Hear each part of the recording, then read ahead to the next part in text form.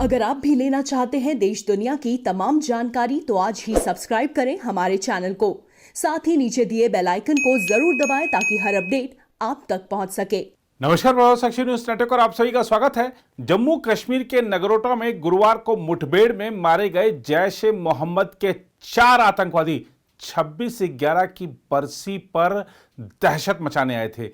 प्रधानमंत्री नरेंद्र मोदी ने इस मामले में सीधे पाकिस्तान का नाम लेते हुए सुरक्षा बलों के शौर्य और सतर्कता को सराहा है।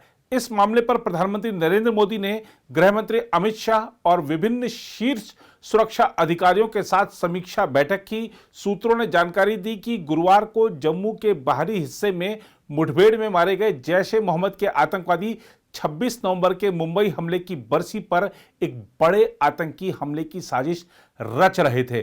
सरकारी सूत्रों ने कहा कि राष्ट्रीय सुरक्षा सलाहकार अजीत डोभाल, विदेश सचिव और शीर्ष खुफिया अधिकारी इस समीक्षा बैठक में शामिल हुए। बैठक में प्रधानमंत्री ने स्थिति का जायजा लिया। चारों आतंकवादियों के मारे जाने के बाद पुलिस महानिरीक्षक जम्मू मुकेश सिंह ने कहा था कि आतंकवादी एक बड़ी साजिश को अंजाम देने आए थे, लेकिन उसे नाकाम कर दिया गया है।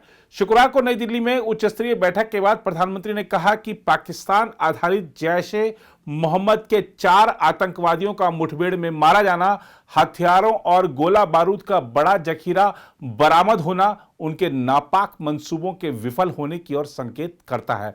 प्रधानमंत्री मोदी ने अपने ट्वीट में कहा कि हमारी सेनाओं ने फिर से अदम्य साहस, बहादुरी, पेशेवर रुख का प्रदर्शन किया और जम्मू कश्मीर में जमीनी स्तर की लोकतांत्रिक कवायद को निशाना बनाने की साजिश को नाकाम कर दिया है।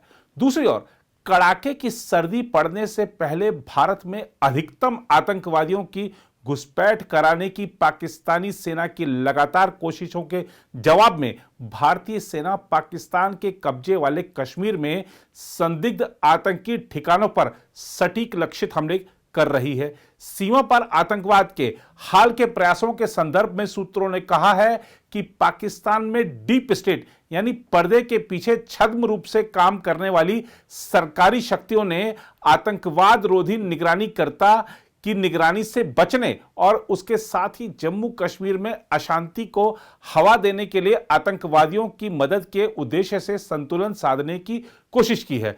सूत्रों ने कहा कि बीते कुछ हफ्तों में जम्मू कश्मीर में आतंकवादियों की घुसपैठ कराने में मदद के उद्देश्य से पाकिस्तानी सेना नियंत्रण रेखा पर भारत की तरफ के असैन्य क्षेत्रों को लगातार मोर्टार और अन्य भारी हथियारों से निशाना बना रही है। आधिकारिक आंकड़ों के मुताबिक 2019 में जहां पूरे साल में 18 नागरिक पाकिस्तान की गोलाबारी में मारे गए थे, वहीं इस साल अब तक 21 निर्दोष नागरिकों की जान पाकिस्तान की गोलाबारी में जा चुकी है। यही नहीं, आधिकारिक आंकड़ों के मुताबिक नियंत्रण रेखा पर इस साल घुसपैठ की 8 कोशिशों को नाकाम किया गया और 14 आतंकवादियों को मार गिराया गया। सूत्रों ने कहा कि भारतीय सेना द्वारा आतंकवादियों, इसमें अधिकतर पाकिस्तानी और विदेशी हैं, इनको नाकाम करने के लिए खुफिया सूचना आधारित लक्षित हमले किए जा रहे हैं और इन अभियानों में अपनी तरफ नुकसान की गुंजाइश बेहद नगण्य रहती है। सूत्रों ने यह भी कहा कि जम्मू कश्मीर में अशांति भड़काने और युवाओं को हथियार मुहैया कराने के लिए पाकिस्तान द्वारा नया तरीका अपनाया जा रहा है, जिससे बढ़ते अंतर्राष्ट्रीय दबाव के बीच किसी तरह की निगरानी से बचा जा सके। एक सैन्य सूत्र ने कहा, पाकिस्तान नियंत्रण रेखा पर भारत की तरफ शांतिपूर्वक रह रहे ग्रामीणों को निशाना बनाकर इलाके में रहने वालों को यह संदेश देना चाहता है कि आतंकवाद को लेकर पाकिस्तानी निर्देशों की नाफरमानी जानलेवा साबित होगी। सूत्रों ने कहा कि नागरिकों को खास तौर पर निशाना बनाने की पाकिस्तानी सेना की कार्रवाई का जवाब भारतीय सेना पाकिस्तान के कब्जे वाले कश्मीर में संदिग्ध आतंकी लॉन्च पैड पर सटीक लक्षित हमले करके दे रही है। जहां तक पाकिस्तान की बात है तो वह सहानुभूति बटोरने और अंतर्राष्ट्रीय दानदाताओं से सहायता हासिल करने के उद्देश्य से आतंकवादियों की मौत को नागरिकों की मौत के तौर पर दिखा रहा है। यही नहीं, भारत द्वारा पिछले साल बालाकोट हवाई हमले के बाद से पाकिस्तान आतंकी प्रशिक्षण शिविरों वाले स्थानों की कड़ी निगरानी भी कर रहा है, लेकिन उसे यह पता होना चाहिए कि यह नया भारत है जो किसी को छेड़ता नहीं है, लेकिन अगर कोई हमें छेड़ता है तो हम उसे छोड़ते नहीं।